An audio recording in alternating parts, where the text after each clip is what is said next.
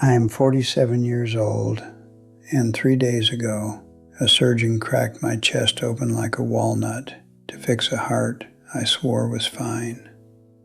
I know that because I'm standing in my kitchen right now, shuffling around like a man 30 years older than I am, wearing a shirt they gave me at the hospital because nothing I own fits comfortably over the bandages. There's a scar running down the center of my chest. Starts just below my collarbone and doesn't quit until it reaches my stomach. Looks like someone drew a line down the middle of me and said, "This is where your old life ends and whatever's left begins." The fluorescent light above the sink is buzzing. That hum it makes, the one I never noticed before, that's the loudest thing in this house now. Coffee machine is gurgling behind me, doing its job like nothing happened. And sitting right there on the counter, right where I left it weeks ago, is an envelope. Gym membership renewal. Unopened. Dusty.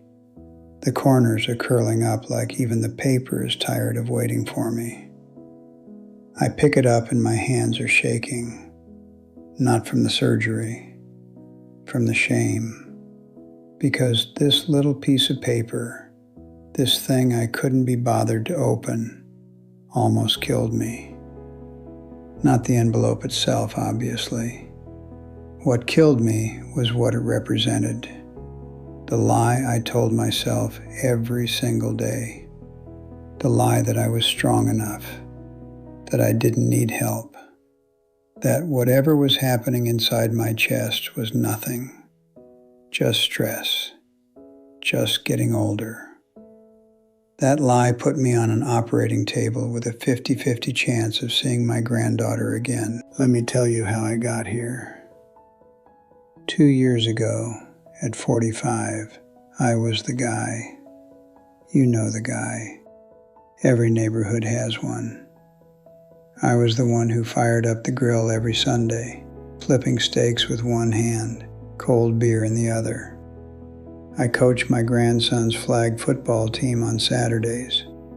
I never missed a deadline at work, never called in sick. Hadn't seen a doctor in 6 years, and I wore that like a badge of honor. I'd say it at barbecues too. 6 years, no doctor, still standing. Like that made me some kind of warrior.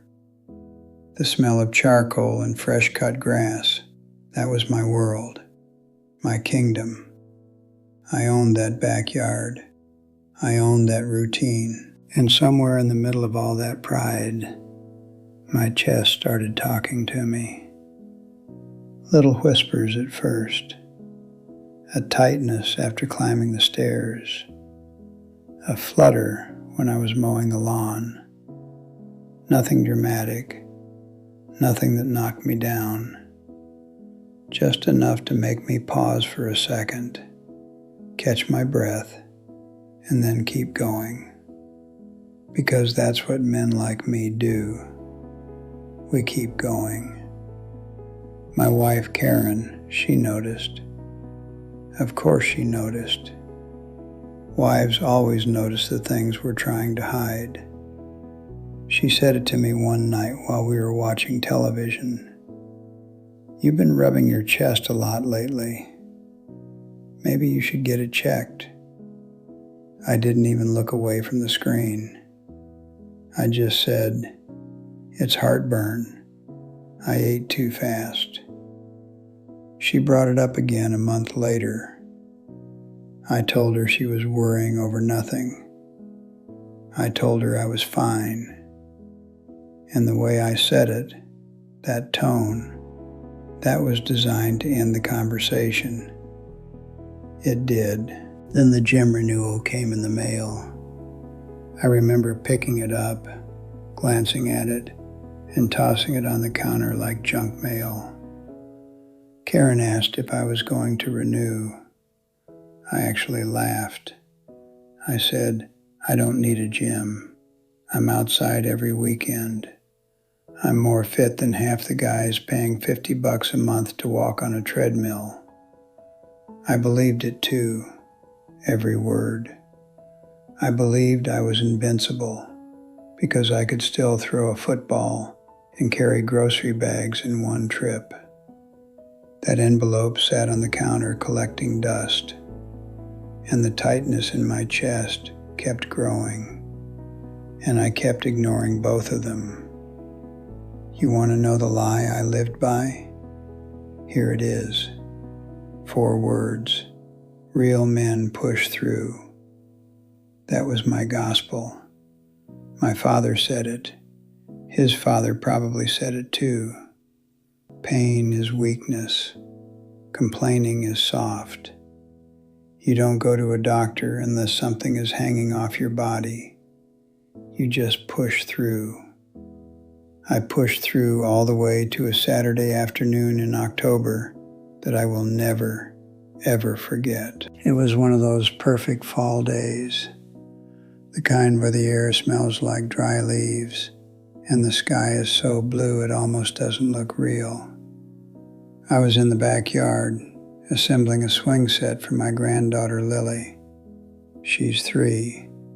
She'd been asking for one all summer, and I'd promised her Pop-Pop would build her the best swing set on the block. I'd bought the kit weeks ago. Took forever to find one sturdy enough.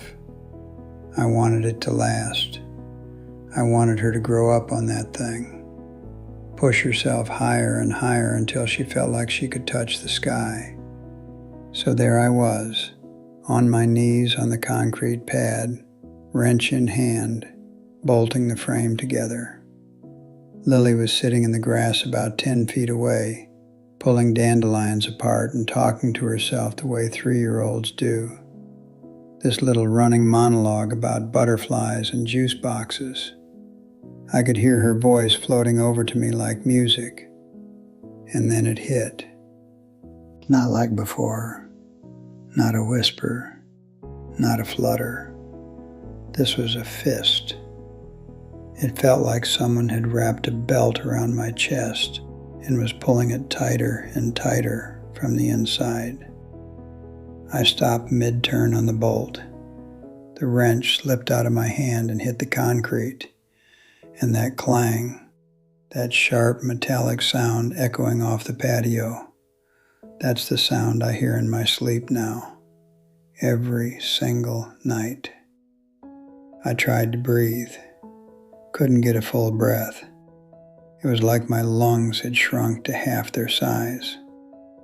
I put my hand on the swing frame to steady myself, but my left arm had gone numb. Not tingling, numb, like it wasn't attached to my body anymore. I remember looking down at my own hand and not being able to feel my fingers grip the metal. Lily looked up from her dandelions. She tilted her little head and said, "Pop-Pop, you okay?" I tried to smile. I want you to understand that. Even in that moment, even with my heart paling inside my chest, my first instinct was to pretend I was fine, to smile, to protect the lie. I tried to open my mouth and say, "Pop-Pop's fine, sweetheart," but the words wouldn't come. Instead, I slid down the side of that half-built swing set and ended up sitting on the concrete with my back against the frame, staring up at that perfect blue sky. The last thing I remember clearly is the smell of the grass, clean and green and alive. And then my son was there. I don't know how much time passed. 30 seconds, maybe a minute. He came out the back door and found me slumped against the swing. I could see his face change. That shift from casual to terrified in less than a second. He was yelling something. I think he was yelling my name. And then he was on the phone. And then there were sirens. And then everything turned into fluorescent lights and cold hands and voices I didn't recognize. The emergency room is a blur of noise and urgency. People moving fast, machines beeping, someone cutting my shirt open. I remember the ceiling tiles. Isn't that strange? Of all the things to focus on, I was counting ceiling tiles while they worked on me. I think my brain was trying to find something normal to hold on to. The surgeon came to talk to me afterward, or maybe it was the next day. Time gets slippery when you're full of medication, but I remember his face, calm, professional, and underneath that calm, something heavy. He looked at me and said, "You had a major cardiac event. We performed emergency bypass surgery. 2 arteries were over 90% blocked." Then he paused, and in that pause was everything. He said, "Another hour, maybe less, and we wouldn't be having this conversation." Another hour. That's what my pride bought me.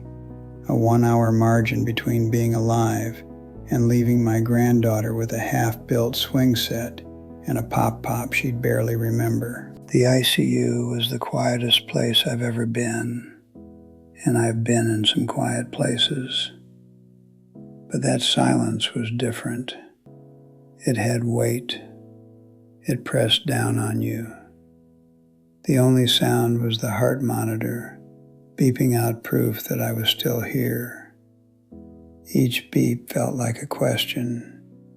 Are you still here? Are you still here? Are you still here? Karen came in. She sat down next to the bed and took my hand, and her fingers were trembling so badly it felt like she was vibrating. She didn't say anything at first. She just held on. And I realized, lying there with tubes coming out of me and a machine breathing for me, that I had done this to her. My silence, my stubbornness, my refusal to open that envelope to see a doctor, to admit that something was wrong. I had taken this woman who loved me, and I had terrified her. I had almost made her a widow because I was too proud to say 3 words. Something feels wrong. I could hear Lily's voice in my head. "Pop-Pop, you okay?" And I wasn't. I wasn't okay. I hadn't been okay for a long time. Now I'm home, and everything is different. The house looks the same, but it doesn't feel like mine anymore. I move through it like a guest. I can't lift anything over 10 pounds for 6 weeks. That means I can't pick up Lily. She runs to me when she comes over, arms up, expecting me to scoop her into the air the way I always did, and I have to kneel down slowly and hug her at her level instead. She doesn't understand why. She just knows Pop-Pop won't pick her up anymore, and she's too young to know how much that kills me. The swing set is still in the backyard, half built. The wrench is still in the concrete where I dropped it. Nobody's touched it. It's starting to rust at the joints. I look at it through the kitchen window every morning, and it stares right back at me. A monument to the thing I almost never finished. The thing I almost left behind. And that envelope, that damn envelope, it's still on the counter. I haven't opened it. I haven't thrown it away. I can't do either. It just sits there with its little gem logo, that silhouette of a flexed arm, mocking me, mocking everything I thought I knew about strength. I used to think strength was pushing through pain in silence. Now I know that's not strength. That's cowardice wearing a mask. Every morning I'm up at 5. The house is dark and still. I sit at the kitchen table with my coffee, and I listen to the house breathe. The refrigerator hums. The clock on the wall ticks. Karen sleeps upstairs, but she doesn't sleep well anymore. I hear her get up every hour or so. She walks to the top of the stairs, listens for a moment, makes sure I'm still breathing, then goes back to bed. She doesn't know I can hear her, or maybe she does. Either way, that sound, her footsteps checking to see if I'm alive, that's the price of my silence. She doesn't trust my body anymore. I stole that from her. The void isn't in my chest where they cut me open. The void is in the space between who I was and who I am now. It's in the trust I broke. It's in the fear I put in my family's eyes. It's in the unfinished swing set rusting in the yard. Now I'm going to talk to you. Yeah, you. The one listening right now. The one who felt something in his chest last week and told himself it was nothing. The one who hasn't seen a doctor in 3 years, 5 years, maybe more, and thinks that makes him tough. The one whose wife or husband or kid has said, maybe you should get that looked at, and you change the subject. You're not tough. I need you to hear that. You are not tough. You're scared. And because you're scared, you're being selfish. I know that's hard to hear. I know it because it was hard for me to learn. And I learned it in an ICU with a machine keeping my heart beating. Your kid doesn't need a hero. They don't need a guy who can push through anything. They need you breathing. They need you at their graduation. They need you at their wedding. They need you sitting on the porch when they bring your grandkids over on a Sunday afternoon. They need you alive. That's it. That's the whole job. I'm holding this envelope right now. I'm finally going to open it. And look at that. The renewal deadline was 2 months ago. Expired. Gone. You know what you can't renew? Time. Time doesn't send you a second notice. Time doesn't sit on your counter waiting for you to get around to it. Time just runs out. I got lucky. The surgeon gave me more time, but he couldn't give me back the weeks in the hospital, the fear in my wife's eyes, the swing set my granddaughter is still waiting for. He couldn't undo the moment my son found me on the concrete thinking his father was dying. So here's what I want you to do.